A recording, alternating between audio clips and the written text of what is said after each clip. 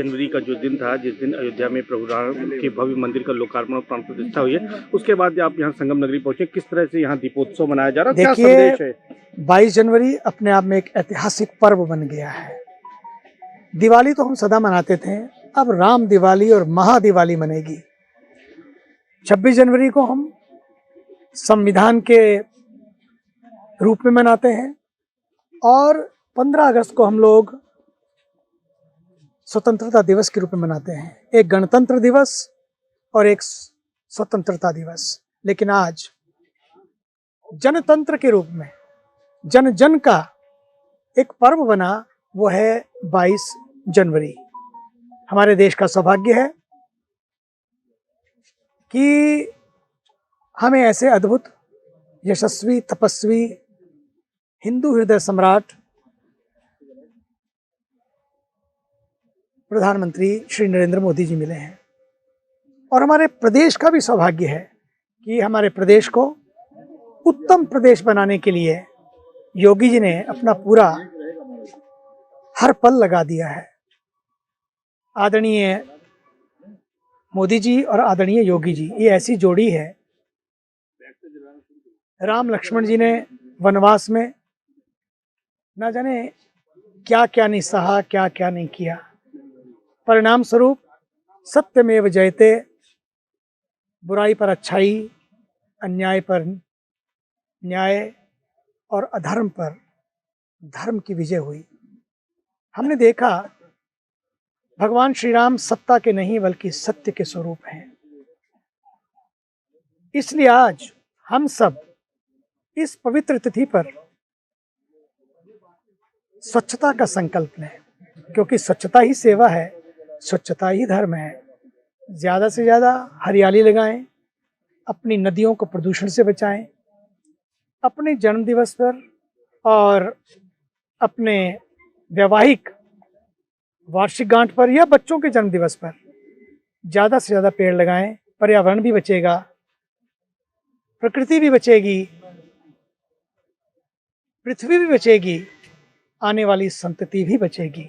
प्रधानमंत्री जी ने 1000 साल के लिए कहा कि जो मंदिर बन रहा है वो इतिहास में आने वाली पीढ़ियां उसको याद करेंगी, क्या संदेश है उनका? इसलिए क्योंकि एक काल चक्र से दूसरे काल चक्र में प्रवेश किया है।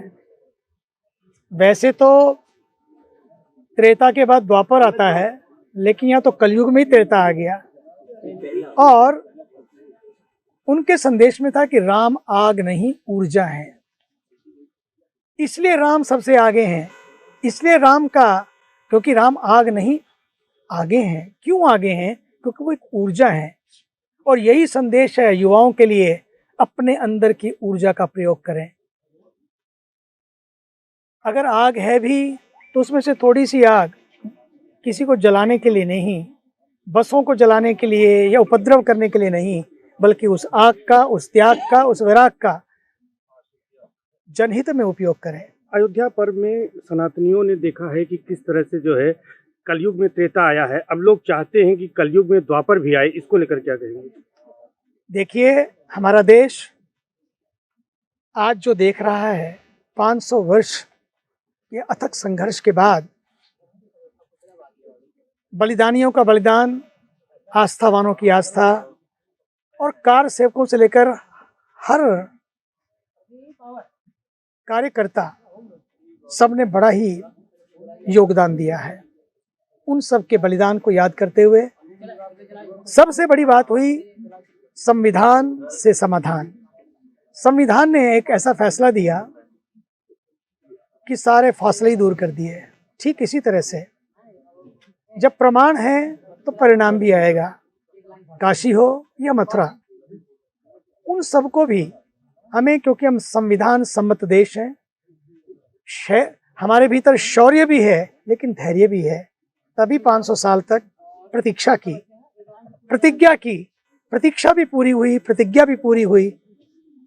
अब प्रमाण सामने हैं तो परिणाम वहां भी आएंगे और बहुत जल्दी ही सब मिलकर मथुरा से, वृंदावन के ब्रज की धरती से अयोध्या की धरती पर आए और अयोध्या की धरती वाले मिलकर वहां दीप जलाएंगे। ये भी होगा, लेकिन संविधान सम्मत हम सब जब इस तरह से आगे बढ़ेंगे देश भी विकास करेगा, परंपराएं भी बचेंगी, पर्यावरण भी बचेगा और वैचारिक प्रदूषण भी नहीं होगा। ये बहुत जरूरी है, क्योंकि वाणी का प्रदूषण और वैचारिक प्रदूषण, हमारे देश में वाणी संयम की बहुत आवश्यकता है। देखा नहीं आपने आदरणीय मोदी जी को, उन्होंने कहा भगवान राम विजय नहीं विनय है। कितनी बड़ी बात कही।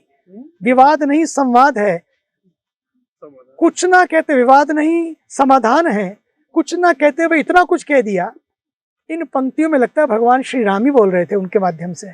यही तो भगवान श्री राम का संदेश है, उपदेश है, आदेश है, क्योंकि भगवान श्री राम हमारे भारत की आत्मा है, हमारे भारत के प्राण हैं।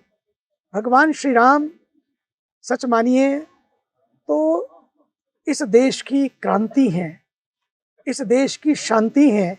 वे शक्ति भी हैं, लेकिन शक्ति भक्ति की शक्ति भी है, और शक्ति से जो व्यक्ति के अंदर जो ऊर्जा आनी चाहिए वो भक्ति के माध्यम से आनी चाहिए। तो व्यक्ति भक्ति का भी अनुभव करे, शक्ति का भी अनुभव करे, भक्ति स्वयं के जीवन में लगाए और शक्ति समाज की सेवा में लगाए। यही है उनका संदेश। अरैल के इस तट से मुझे पूरा विश्वास है आने वाले कुंभ में ये क्षेत्र इतना सुंदर बनने जा रहा है कि लोग कहीं तो सुबह आते हैं, कोई दोपहर आता है, ये 24/7 होगा। सारा दिन 24 घंटे यहाँ इतने लोग आएंगे, लगेगा अरे ये वही तट है, जैसे लगता था ये अयोध्या की वही गलियां हैं। ठीक यहाँ भी ऐसे ही लगेगा, ये वही किनारा, वही अरैल, वही तट, और ये कहाँ से चले आ रहे हैं लोग। ऐसा यहाँ भी होने वाला। इस चैनल को देखने के लिए लाइक करें, सब्सक्राइब करें और बेल आइकन दबाना ना भूलें।